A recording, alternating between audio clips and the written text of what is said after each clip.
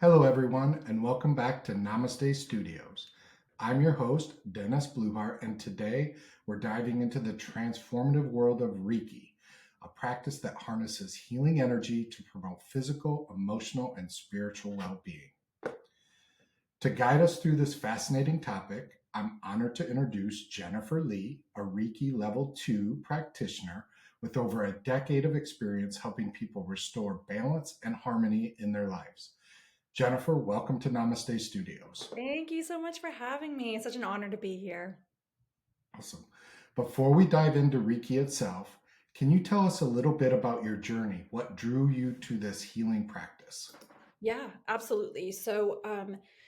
In my younger days, I experienced childhood trauma when my father passed away, unfortunately, and it was out of the blue. It wasn't something we were expecting, and I was young, and it was really hard for me to process because I kind of couldn't comprehend what was going on. Not only with my father, who was a primary caregiver, passing away, my mother was not able to take care of us full time. So we were sent to live in multiple family members' homes. And then in the summers, we would live with our grandparents in a different state. So we would live in different people's homes throughout the year. And then, 3 to 4 months out of every year, we would be living in a different state. So I was very confused. I felt very depressed. I felt very abandoned, like from my father, but not only from my father, but from my mother too, since she was unable to take care of us. So I was very depressed. I was angry. I was confused. And I didn't get the help that I needed, especially at such a young age when you're still developing. So I kind of had this mentality of, if something comes into my life, it's going to be taken away. So I had that abandonment wound like ripped open without really a chance to heal. So I kind of decided to numb it with, the fun stuff, drugs and alcohol. And that is, great at just, piling more crap on top of it instead of really getting to the root cause. So by the time I hit my early 20s, I was already burnt out of life. I was like, I can't continue living my life this way. Either I can continue to use these poor coping mechanisms that are not getting me anywhere. And if anything, they are making me feel worse. Or I can decide to get to the root cause of the pain and start to actually heal. So I had a decision to make. Do I want to continue to live my life this way, or do I actually want to heal? So I decided that I wanted to heal. So I started doing a little bit of talk therapy, which I didn't really do before. My family are actually immigrants. So doing talk therapy was not really a big thing for us. We're kind of, like keep our problems to ourselves. So that really wasn't introduced to me while I was younger. But I did decide to start doing it in my early 20s. And I thought it helped for a little bit. However, it only just scraped the surface. And I needed something that was really going to, transform on a cellular level almost. So I decided to really dig in deep and do more of a spiritual healing. That's what seemed to call to me. And I started off by going to yoga. That's why I'm so passionate about yoga. And I really found myself. It was the first place I was ever really able to quiet the mind, because obviously my mind was going 24/7 with all these different, unwanted thoughts. But with yoga, I was really able to connect to myself, mind, body, spirit, and soul. So that really started to really help and open me up. Then I started getting into meditation, and very difficult at first, especially when your brain is constantly going. But then I started to get the hang of it, and I was like, you know what, this is okay. Like I'm starting to feel a little bit better. So I started doing more of that, and I started reading more books on spirituality, like the Four Agreements, which I absolutely love, and different things like that. And then The Secret, which is about law of attraction and manifesting. And I was realizing like I can have the power within me to actually change. So I started getting more into spirituality. So I started using crystals and essential oils in my practice. And then someone introduced me to Reiki. Didn't know what it was, but I was open and willing to change and wanting this transformative experience and to take it another step. And I will tell you, Reiki was the first thing in my life that actually made me cry the way it did. And I mean, cry in a great way. Like I was able to release those pent up emotions just after one session.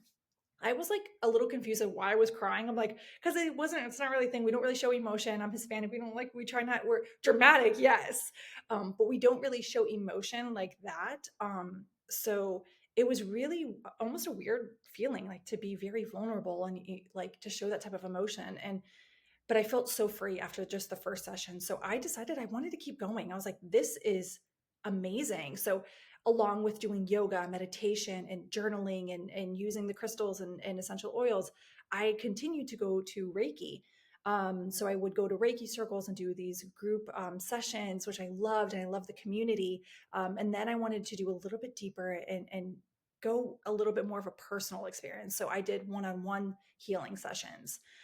After a few sessions of those, I decided I wanted to learn how to continue to heal myself. So I ended up getting my first certification in Reiki. After doing my training hours and doing self healing, I realized I found my purpose in life. I had to go through all of this crazy, messy trauma and things that I went through in order for me to come out the other side and really help heal other people too. So I decided I wanted to get my second certification, and that's when I was able to work with other people, so that way they can help. I can help them overcome their trauma, but not only to help them overcome their trauma and break through barriers, to really help them embody true self-love and self-worth. Because when if you go through trauma or go through abandonment or go through anything in life, sometimes our self-worth and our confidence and our self-love really takes a hit. And sometimes we just really need to just kind of recenter and find ourselves again, and find that we have everything within us to heal and to bloom into this beautiful version of ourselves. Wow, Yeah. Jennifer. Amazing. Thank you for sharing that. Yeah. And also, let me just say, a little plug for the Four Agreements and The Secret. Absolutely transformational Yes. information in both of those. Oh, yeah. So, for those who might not be familiar, what exactly is Reiki and how does it work?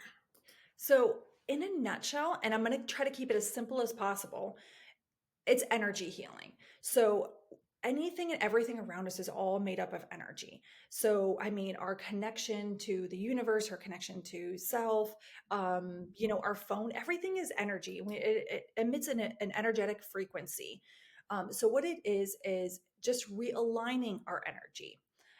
So a good way I like to think of it is if you're listening to a really great, fun, upbeat song and you instantly just start feeling good, you're dancing and you're just really getting to the rhythm of the music and you're just allowing it to just kind of like move through you. That's kind of how Reiki works.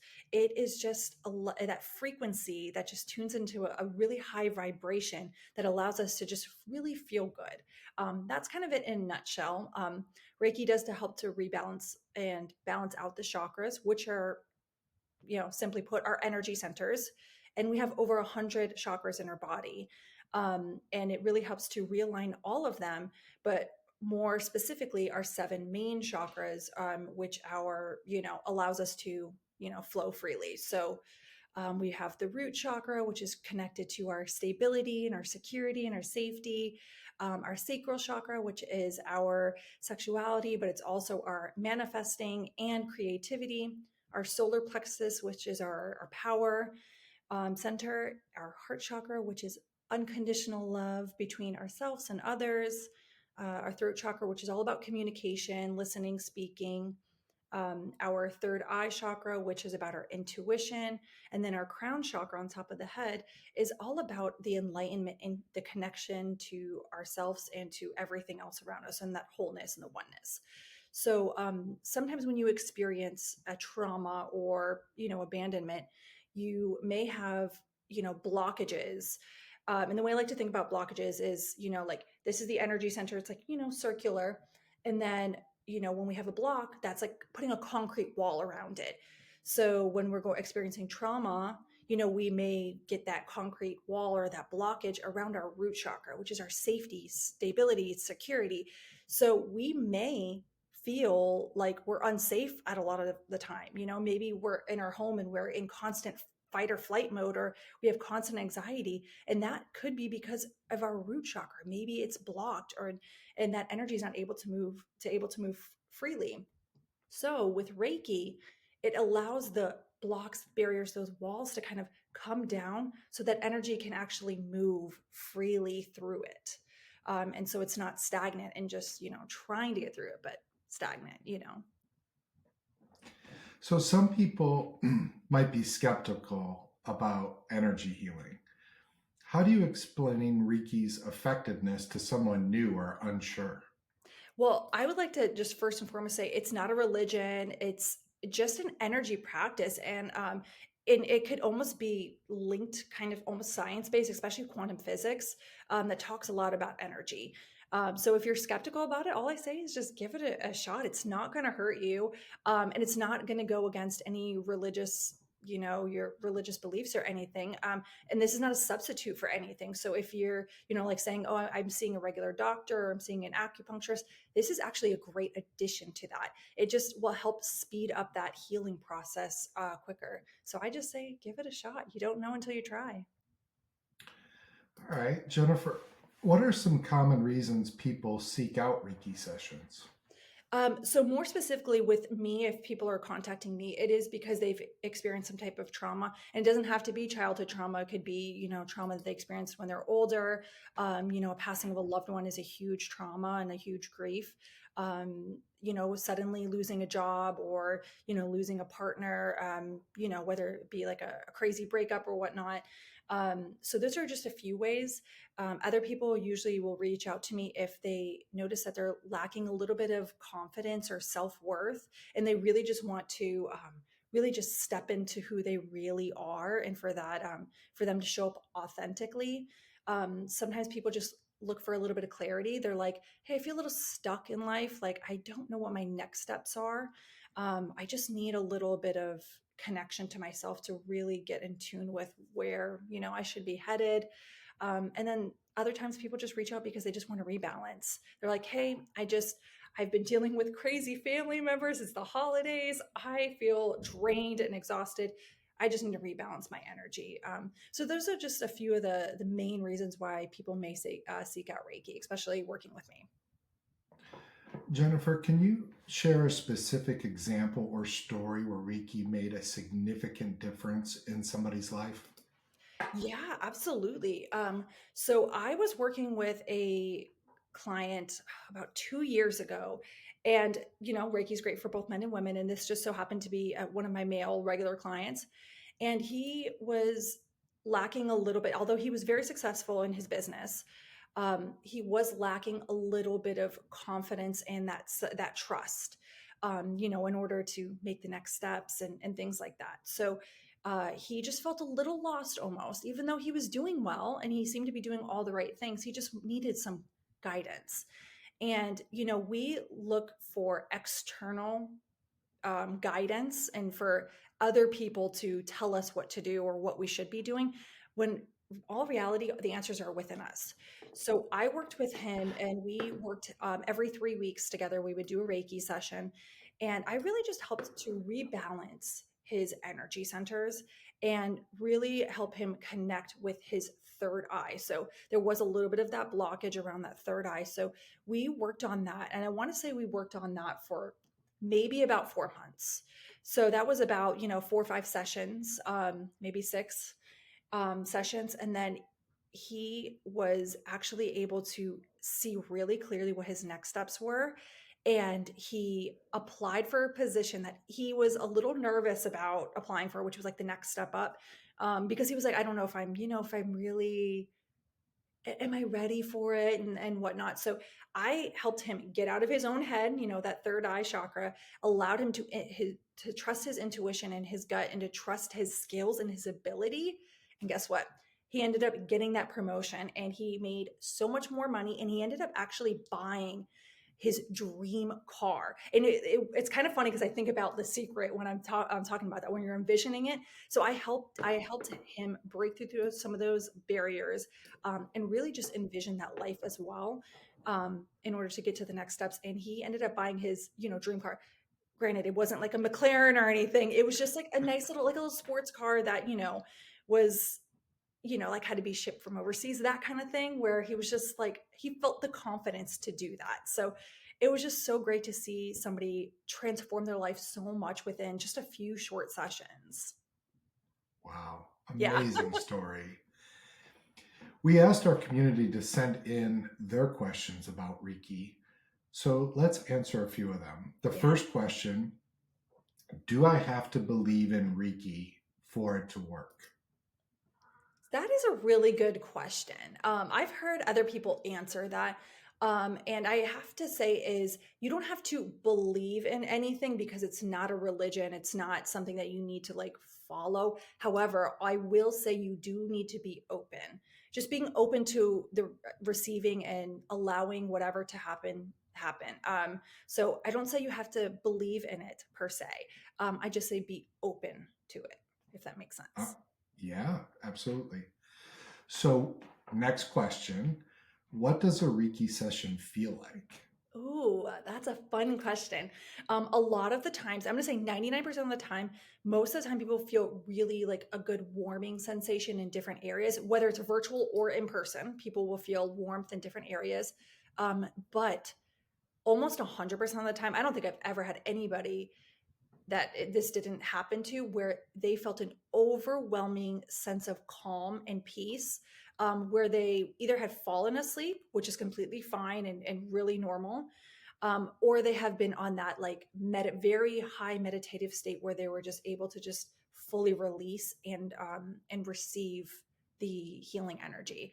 So very calming. A lot of times, a lot of people will feel warmth, and occasionally you might feel like a little bit of tingling, and those are all just the energy moving through you. Amazing. All right. Next question: how often should someone get Reiki? That is a great question. Now, first and foremost, I always say to listen to your intuition, and book when you feel like you're called to. However, I always give recommendations based on what you are healing. So if you're overcoming trauma and we're doing a lot of work, I may say come every other week, so twice a month. If you just need a rebalance and a recentering, maybe once a month is what I would recommend. At the end of every session, I always say, listen to your intuition. If you regularly just book once a month with me because you just need a rebalance, and you need one, a week sooner, like in 3 weeks versus 4 weeks, then listen to that intuition. But I will give different recommendations based on whatever you're trying to heal. So the more that we're trying to uncover and trying to heal, the deeper down it is. I will say come a little more often, maybe every 2 weeks. However, if you're just doing like rebalancing, maybe once a month would be fine for you. So it's going to be based on what your needs are, pretty much. This all sounds so powerful. Could could you share a simple Reiki inspired practice or technique that our viewers can try at home? Yes, absolutely. So when it comes to Reiki, it's again, like I said, it's all energy. So what I always say is to honor where you are. Like Reiki is not a band-aid to put on over something. It's supposed to help you heal, but it also allows you to feel what you need to feel. So if you want to feel like that, then feel the way you need to feel each and every day. So every day is going to feel different. You may wake up tomorrow and you may be a little off. It's okay to have that off day. You can journal on it and just allow yourself to feel those emotions. You don't need to put a band-aid over that, just because you don't feel 100%. If you wake up and you feel great, allow yourself to feel that way.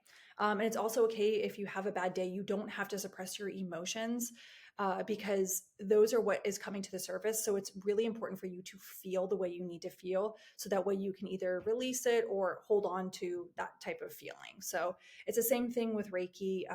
It allows you to feel what you need to feel. Like I mentioned, my first session, I was bawling and crying, and I was like, I don't know why I'm crying, but it was a great release, and it was what I needed. So allow yourself to feel the emotions that you need to feel. But I will also say, do not, if you are feeling very negative and down, don't allow it to continue for days. Give yourself just a window. Like, I'm gonna allow myself to just be in a bad mood and cry for the next few hours. But by tonight, I'm gonna make sure that I like purge all of that out of my system, and then so that way I can kind of release some of it, and not dwell on it day after day after day after day. Thank you so much, Jennifer, for introducing us to Reiki and sharing such practical insights. Before we go, where can our viewers find you if they want to learn more or book a session? Yes, absolutely. So you can follow me along on my Reiki and self love community on Instagram at ZenGen Holistic, spelled ZenJennHolistic.